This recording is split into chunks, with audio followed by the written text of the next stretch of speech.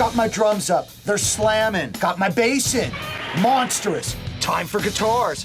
Holy look who just walked in. Dave Jerden, producer, engineer. He did Alice in Chains, Jane's Addiction, Zappa, Red Hot Chili Peppers, Talking Heads. Dave, give me a minute. That's all I need. How do you get those amazing guitar tones? It starts in the recording with the artist's amp. And if it needs help, I'll augment that by recording another amp at the same time. I go as flat as I can with little compression. If I do heavy EQing during the recording, I find myself fighting that EQ and having to reverse it later. What about mics? I start with the 57. Sometimes I add the Sennheiser 421. I like the 57 because of the ports on the side of the capsule. You can pivot the capsule so you can have it coming straight in on the amp, or you can turn it a bit and have it horizontal. It's almost like EQing. It gets more compressed sounding as you rock the mic, so it's horizontal to the amp as opposed to perpendicular. Tell me more. For a different kind of sound, I'll set up a wall of Marshalls, high watts, orange amps, and then I'll use two mics, and each one is in figure 8. And you stack them one on top of the other. The top mic's facing the amps. Bottom mic facing the sides of the room. Split each mic into 2,